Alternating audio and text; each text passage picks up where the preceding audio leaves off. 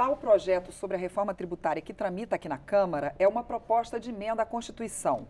Um dos pontos mais importantes é o que cria o Imposto sobre Bens e Serviços. O IBS substituiria 5 tributos atuais: PIS, COFINS, IPI, ICMS e ISS. O deputado Darcy de Matos, do PSD de Santa Catarina, apresentou uma emenda ao texto para possibilitar que o governo reduza as alíquotas do IBS para as áreas de saúde e educação. Vamos saber melhor como isso funcionaria com o deputado que conversa comigo agora. Eu sou Mariana Monteiro e este é o Palavra Aberta, um programa da TV e da Rádio Câmara. Olá, deputado, como vai? Olá, Mariana, é um prazer estar aqui para falar um pouquinho sobre a reforma tributária e sobre o Brasil. Certo. Deputado, vamos explicar um pouquinho melhor para o telespectador e para o ouvinte quem pagaria essas alíquotas menores desse imposto, o IBS? Os hospitais, clínicas, escolas e universidades, né? Ou as pessoas que utilizam esses serviços como os pacientes e os alunos? Olha, a minha emenda na reforma tributária é uma emenda que objetiva tirar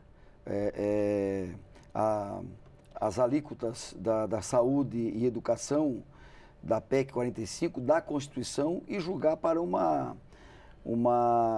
lei complementar. Uhum. E na lei complementar, na nova formação da base de cálculo, nós vamos discutir a possibilidade da redução da alíquota para a saúde e para a educação. Por quê?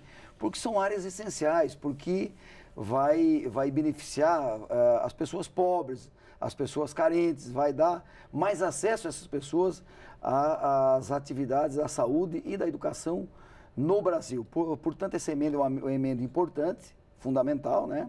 Agora, o objetivo é baratear os serviços. Os serviços e dar acesso à população carente. É porque a gente vê assim que os preços das escolas particulares aumentam a cada ano, né?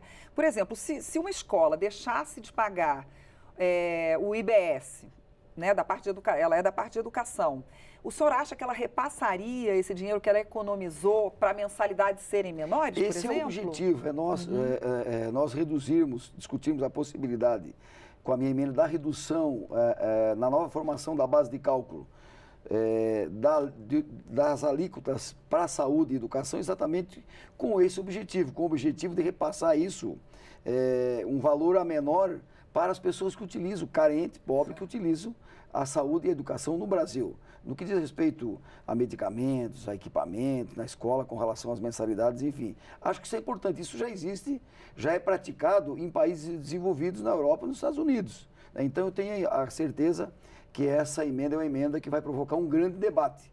Agora, a redução de alíquota não vai acontecer no primeiro momento. Por quê? Porque você tem alíquota conforme a despesa. Então, a redução da alíquota no Brasil vai acontecer no momento em que nós reduzirmos o tamanho do Estado, da União. No momento em que a gente reduzir a despesa, nós podemos pensar em reduzir as alíquotas. Porque hoje é um absurdo. Nós somos o país que mais paga imposto do mundo. 1/3 do PIB diz respeito a impostos, né? Então, por quê? Está muito alto. E mais do que isso, está muito complexo. A junção do ICMS, ISS, IPI, PIS, COFINS no IBS é fundamental porque, primeiro, nós vamos simplificar o recolhimento.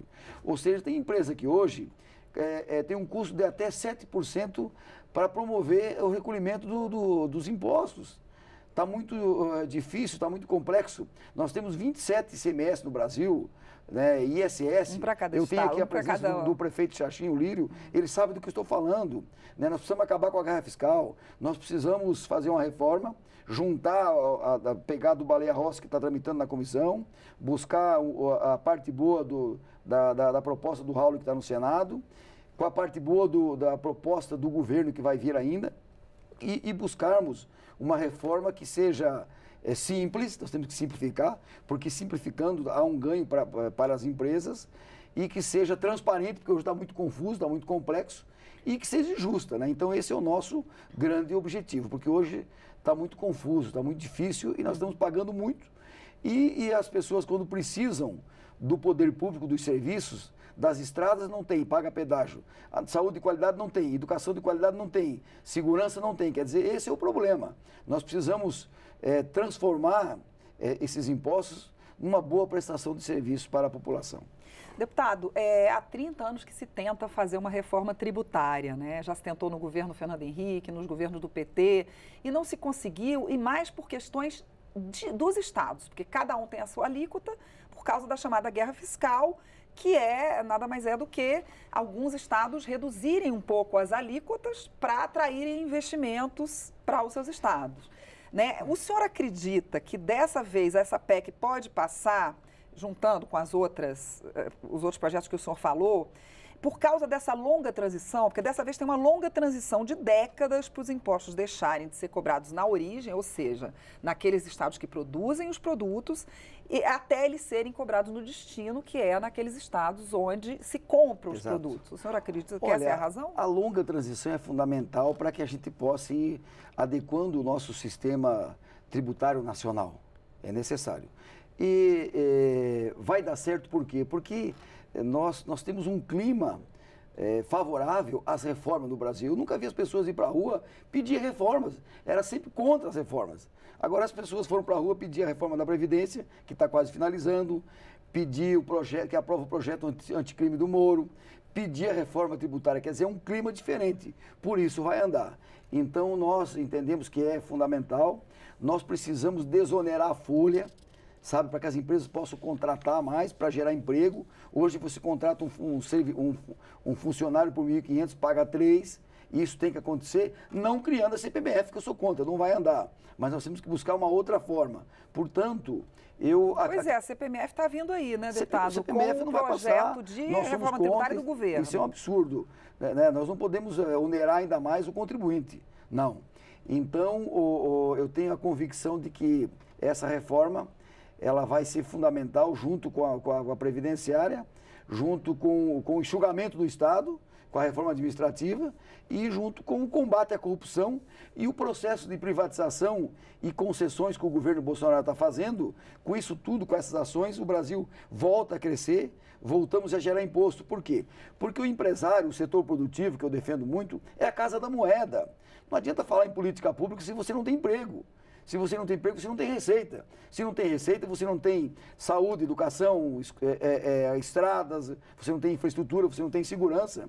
Então, essa reforma tributária está andando, ela é fundamental e é um clima favorável. Nós temos hoje um presidente liberal e nós temos um Congresso liberal. A maioria absoluta são liberais, eu sou um liberal, eu acredito no crescimento do Brasil, na liberdade econômica, como nós aprovamos agora a 881, que é a MP da liberdade econômica que está desengessando o Brasil. O Brasil precisa se abrir, nós precisamos dar... PEC precisa mais de maioria, mais do que de maioria. Sim, né? Mas nós tivemos a maioria absoluta na reforma da Previdência. Né? O senhor acredita que os estados produtores, como Rio de Janeiro, São Paulo e Rio Grande do Sul, vão gostar dessa coisa de sair de o imposto deixar de ser feito na origem? A reforma tributária há décadas, todo mundo quer e ela nunca acontece. Então agora é um clima diferente, né? Porque nós chegamos no fundo do poço, o Brasil está falido, está quebrado. Mas eu acredito no Brasil, através dessas ações que eu acabei de elencar aqui. Então, sempre há resistência, não há um projeto consenso, mas nós temos que avançar. Essa guerra fiscal, ela é besta, né? Nós temos que... Tem 27 ICMS no Brasil, nós temos que unificar. Nós temos que acabar com a guerra fiscal e nós temos que retirar a tributação das exportações para que o Brasil possa vender mais produto, commodities e produto agregado, com valor agregado. Como é que é a situação de Santa Catarina? É um estado híbrido, né? Santa Catarina... Ele produz alimentos, malhas, também. Mas ele também compra, né? Metal mecânico, né? Como é que é a situação do estado em relação a essa reforma Santa Catarina é um estado de excelência, é um estado com as contas mais equilibradas do Brasil. Né? Mas eu digo em relação à reforma, sim. Né? Sim, veja bem. Então hoje você... tributa 50% dos tributos em cima do consumo. Quer dizer, o pobre é que paga. Por quê? Porque se o trabalhador ganha R$2.000, ele gasta 2 e aí é tributado em cima do 2.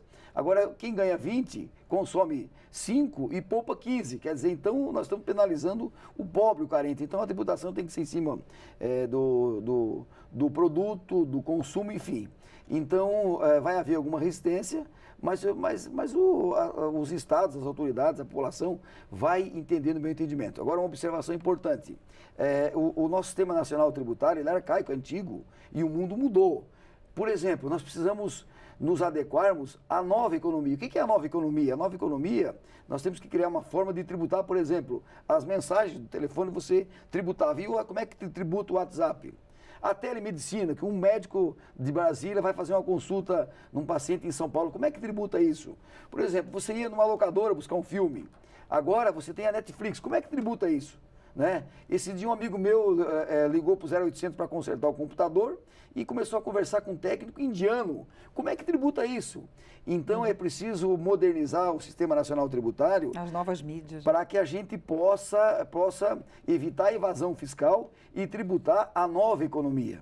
E, ou seja, todos têm que pagar. Nós temos que buscar a formalização, né? Nós temos que ter um sistema simples, transparente, as pessoas saibam o que estão pagando e que seja justo. Quer dizer, então nós vamos atrás desse objetivo e eu tenho certeza que a gente vai avançar. É complexo, é longo, mas vai dar certo. Eu acredito nas reformas e eu acredito no Brasil. Infelizmente, nosso tempo acabou, mas eu agradeço a sua participação. Eu conversei com o deputado Darcy de Matos, do PSD de Santa Catarina, sobre uma emenda que ele apresentou à PEC da reforma tributária e sobre a reforma tributária em si. Eu sou Mariana Monteiro e este é o Palavra Aberta, um programa da TV e da Rádio Câmara. Você pode rever esta e outras edições em câmara.leg.br/Palavra Aberta. Até mais.